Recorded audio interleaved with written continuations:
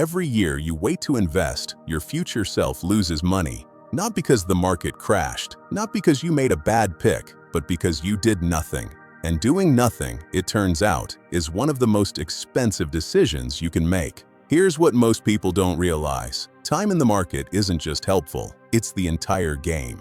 And the cruel part? You can't buy it back. You can earn more money. You can learn better strategies, but you cannot go back and start 5 years earlier. That window closes forever, and your future self is the one who pays for it. Let's make this real. Meet two people, same job, same salary, same city. Alex starts investing $300 a month at age 25. Jordan looks at the same budget, decides to wait, and starts at 35.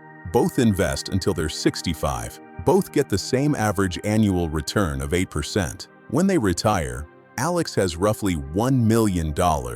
Jordan has around $440,000. Same income, same discipline. The only difference is 10 years. That gap isn't a rounding error. That's over $500,000 that simply ceased to exist because of a delayed start. And here's the part that should bother you. Jordan didn't blow that money on vacations or sports cars. Jordan just waited, did nothing unusual, lived a perfectly normal life, and still ended up with less than half of what Alex has. That's the quiet cost of procrastination. It doesn't announce itself. It just compounds silently in the wrong direction. This is called compound interest, and it's not complicated. You earn returns on your money, then you earn returns on those returns, then returns on those returns. Over decades, that snowball becomes something almost absurd.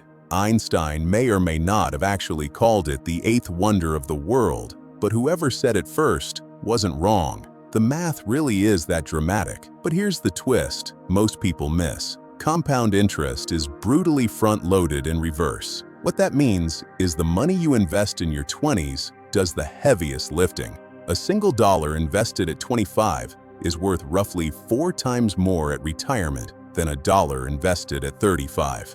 4 times. Same dollar, different timing. The earlier money isn't just contributing more, it's in a completely different league. So what does waiting actually cost you? Not in some abstract future number, but right now, in real terms, every month you delay is a month of compounding you permanently surrender. It's not postponed, it's gone. Think of it less like skipping a gym session and more like burning the gym down. The session doesn't get rescheduled. It just doesn't happen. People tend to think of investing as something they'll start once things settle down, once the raise comes through, once the debt is cleared, once life gets a little less chaotic. But life has a funny habit of never quite settling down on schedule. And meanwhile, the calendar keeps moving, and those early compounding years keep disappearing 1 month at a time. The $300 Jordan skipped investing from age 25 to 35 didn't just cost $300 per month. It cost the entire future growth that money would have generated. And by the time Jordan started, the most valuable years, the ones where early dollars multiply the hardest, were already gone. So why doesn't everyone just start early? If the math is this obvious, why are millions of people still sitting on the sidelines telling themselves they'll get to it eventually? The answer isn't ignorance. It's how your brain is wired. Humans are genuinely terrible at feeling the future, not thinking about it, feeling it. Studies in behavioral economics show that people experience their future selves almost like strangers. Psychologically, the 65-year-old version of you doesn't feel like you. It feels like someone else, and it's a lot easier to sacrifice a stranger's retirement than your own.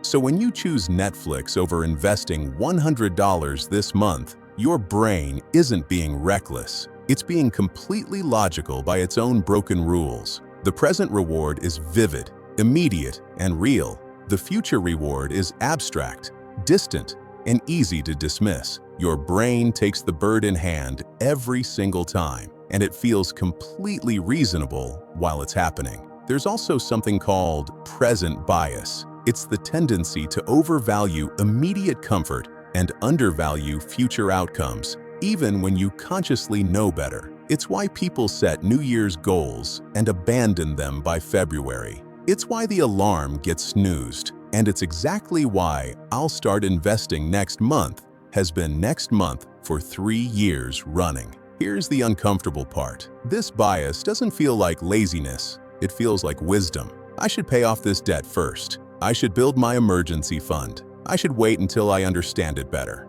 These all sound responsible. Some of them even are responsible, but they can also become the most financially convincing excuses your brain has ever produced. Dressed up in the language of caution, while quietly costing you a fortune. The market doesn't care about your reasons. It only counts the years. So what does your future self actually need from you right now? Not a perfect portfolio, not the ideal moment, not a fully funded emergency fund before a single cent goes anywhere else. Your future self needs you to start imperfectly, modestly, today. Even $50 a month invested at 25 grows to roughly $170,000 by 65 at an 8% return. That same $50 started at 35 becomes about $75,000. The amount is identical. The habit is identical. The only variable is when you began. Your future self doesn't benefit from the plan you almost started, only the one you actually did.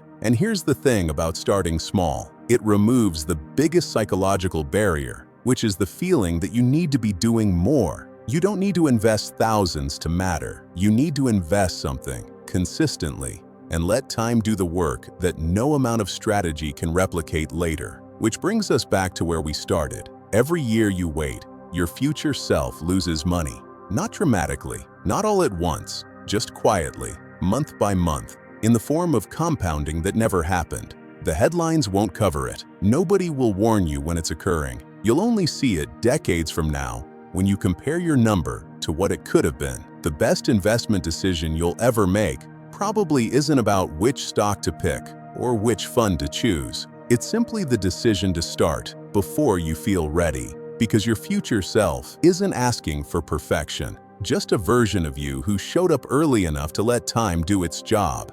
If that idea hit different, subscribe. There's a lot more where that came from.